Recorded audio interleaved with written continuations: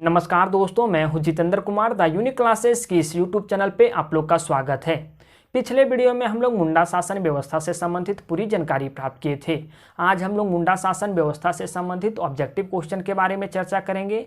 आज हम लोग यहाँ ये भी देखेंगे कि विगत जेपीएससी जैसे एग्जाम में यहाँ से कैसे प्रश्न पूछे गए हैं और आगामी जेपीएससी जैसे एग्जाम में कैसे प्रश्न पूछे जा सकते हैं। अगर आप इस लेसन से संबंधित पूरी जानकारी प्राप्त करना चाहते हैं, अपना कॉन्सेप्ट क्लियर करना चाहते हैं, तो इस वीडियो के डिस्क्रिप्शन में कॉन्सेप्ट वाली वीडियो का लिंक मिलेगा। पहले उस कॉन्सेप्ट वाली वीडियो को देखें ताकि आपका कॉन्सेप्ट क्लियर रहे और आप आगामी जेपीएससी जैसे एग्जाम में यहाँ से आपका 2 मार्क्स फिक्स हो पाए, क्योंकि इस लेसन से संबंधित एक प्रश्न जेपीएससी में पूछे जाते हैं जो 2 अंक के होते हैं। चलिए आपके सामने पहला प्रश्न है जो जेपीएससी 2003 में पूछा गया प्रश्न है।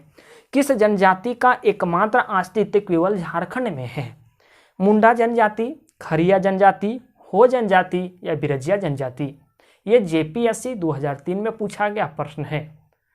इसका जवाब आप कमेंट सेक्शन में जरूर दीजिएगा। इसका सही जवाब है मुंडा जनजाति। नेक्स्ट प्रश्न आपके सामने है, मुंडा शासन व्यवस्था में गांव का प्रधान होता है। गांव का प्रधान कौन होता है? चूंकि आपको पता है, जिस समय हम आपको कॉन्सेप्ट बता रहे थे उस समय बता रहे थे कि मुंडा जनजाति को एक प्रशासन की जरूरत क्यों पड़ी, प्रशासनिक व्यवस्था की जरूरत क्यों पड़ी। इसे लोग हाथों में बांटा, पट्टी में बांटा, पढ़ा में बांटा, ताकि उनकी प्रशासनिक व्यवस्था को सुचारू रूप से चलाया जा सके, ताकि अच्छी ढंग से संचालित किया जा सके। पहला आपका नेक्स्ट प्रश्न है, मुंडा शासन व्यवस्था में गांव का प्रधान होता है। मुंडा, पुजार, मानकी या पढ़ा? तो इसका सही जवाब है मुंडा। गांव का जो प्रधान होता है वो मुंडा होता है। ठीक है। नेक्स्ट प्रश्न आपके सामने है, मुंडाओं के ग्राम पंचायत को क्या कहा जाता है? मुंडाओं के ग्राम पंचायत को क्या कहा जाता है? इसका ऑप्शन आपके सामने है यखड़ा, पट्टी, हातू, इसमें से कोई नहीं। तो इसका सही जवाब है हातू। मुंडाओं के ग्राम पंचायत को हातू कहा जाता है और हातू के जो प्रमुख होते हैं वो हातू मुंडा कहलाते हैं। कुछ प्रश्न हम यहाँ इंक्लूड नहीं किए हैं, जैसे आप कॉन्सेप्ट वाली वीडियो को देख लेते हैं तो वहाँ से अनेक प्रश्न आपको देखने को मिलेंगे। जैसे कभी कभी ये भी प्रश्न पूछा जाता है कि मुंडाओं द्वारा बनाया गया खेत को हम लोग क्या कहते हैं? तो खुटकट्टी खेत कहते हैं। मुंडाओं द्वारा बनाया गया गांव को क्या कहते हैं? तो खुटकट्टी गांव कहते हैं। और जो ये खेत का निर्माण जो करता थे उनको क्या करते हैं? तो उससे हम लोग कहते हैं खुटकट्टीदार। खेत के निर्माण करने वाले लोगों को खुटकट्टीदार कहते हैं और मुंडाओं द्वारा बनाया गया खेत को खुटकट्टी खेत कहते हैं। मुंडाओं द्वारा बनाया गया गांव को हम लोग खुटकट्टी गांव कहते हैं। तो ये सारे क्वेश्चन आपको यहाँ नहीं देखने को मिलेंगे, लेकिन आप उसे ज़रूर पढ़ लीजिएगा। उस वीडियो का जो लिंक है इस वीडियो के डिस्क्रिप्शन में है। नेक्स्ट प्रश्न है, मुंडा प्रशासनिक व्यवस्था का सर्वोच्च होता है। मुंडा प्रशासनिक व्यवस्था था, जैसे प्रशासनिक व्यवस्था को निम्न स्तर पे हातू था, मध्यम स्तर पे पट्टी था और उच्च स्तर पे जो था वो पढ़ा था। ठीक है। तो यही चीज़ पूछ रहा है कि मुंडा प्रशासनिक व्यवस्था का सर्वोच्च है हातू मुंडा, पट्टी या पढ़ा, या इसमें से कोई नहीं। तो इसका सही जवाब है कि मुंडा प्रशासनिक व्यवस्था का जो सर्वोच्च है वो है पढ़ा और इसके प्रमुख होते थे पढ़ा राजा। ये पढ़ा राजा एक वंशागुणत पद नहीं होता था। ये पढ़ा राजा एक वंशागुणत पद नहीं होता था, इसे वोटिंग के द्वारा चुना जाता था। जानकारी के लिए आपको बता दें कि मुंडा प्रशासनिक व्यवस्था में जो सबसे सर्वोच्च था वो पढ़ा था और वो पढ़ा जो था वो मुंडा शासन व्यवस्था का पढ़ा को कार्यपालिका भी, न्यायपालिका की भी और आपका विधायिका की संज्ञा भी दी गई है।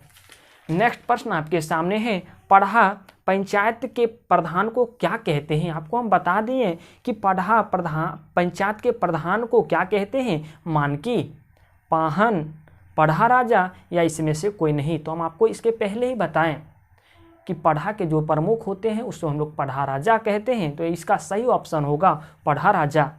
नेक्स्ट है, मुंडा गांव के धार्मिक प्रधान को क्या कहा जाता है? मुंडा गांव के धार्मिक प्रधान को क्या कहा जाता है? धार्मिक प्रधान कहने का मतलब ये है कि जो वहाँ लोग शांति बनाए रखने के लिए पूजा पाठ की प्रक्रिया करते थे, उनको क्या कहा जाता था? अलग नाम से जाना जाता था। उसे पनभरा कहा जाता था, पाहन कहा जाता था, पुजारा कहा जाता था या मांझी कहा जाता था? तो उसे पाहन कहा जाता था। पाहन का काम होता था मुंडा को सहायता करना।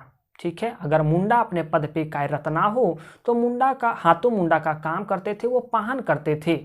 अगर हाथों मुंडा अपने पद पे हो तो पाहन का काम होता था पूजा पाठ करवाना।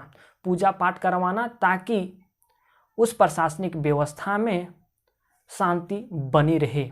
लोग पहले भूत प्रेत को भी मानते थे।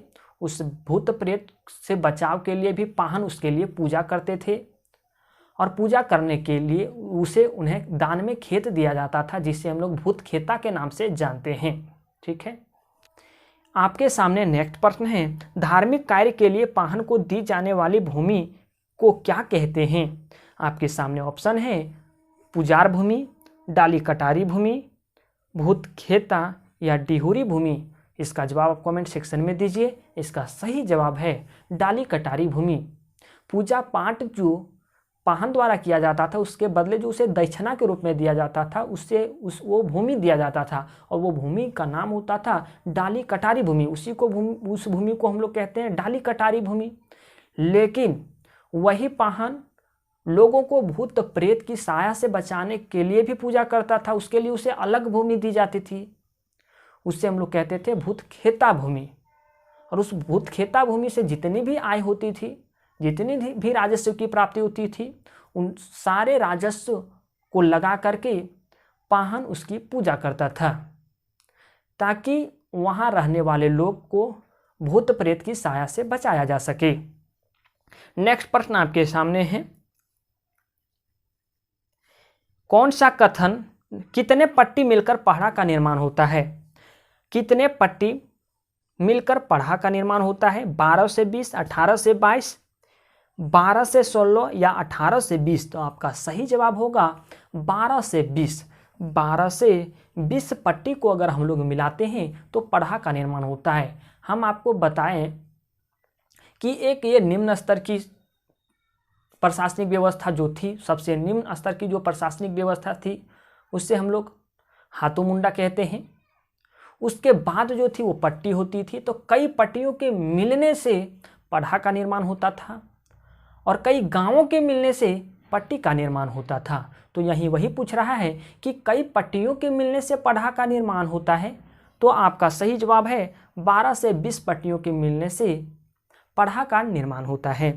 नेक्स्ट क्वेश्चन आपके सामने है, झारखंड जो आपका JPSC 2003 में पूछा गया प्रश्न है। झारखंड में कुल 32 आदिवासी समुदाय हैं, इसमें से अधिकांश जनजाति का स्रोत है प्रोटो ऑस्ट्रोलैंड, आस्ट्रिक, निर्गो या मंगलोइड। तो इसका सही जवाब है प्रोटो ऑस्ट्रोलैंड, प्रोटो ऑस्ट्रोलैंड। और इसी के स्रोत आपके मुंडा भी जनजाति है। प्रोटो ऑस्ट्रोलैंड समूह के जो जनजाति हैं वो मुंडा जनजाति हैं। उम्मीद है जितने भी प्रश्न आपके सामने लाए गए थे, अगर आप कॉन्सेप्ट वाली वीडियो को देखे होंगे तो यहाँ से आपके सारे प्रश्न हल हुए होंगे।